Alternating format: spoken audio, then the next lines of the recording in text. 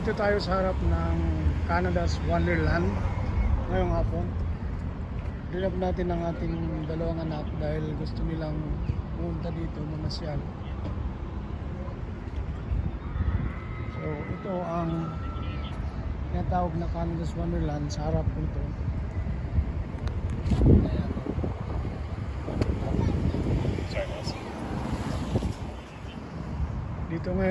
Dito pa tayo ngayon sa parking lot.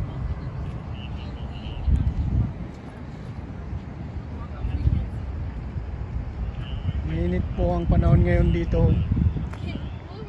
Kaya ito, napakaraming tao ang pupunta sa loob.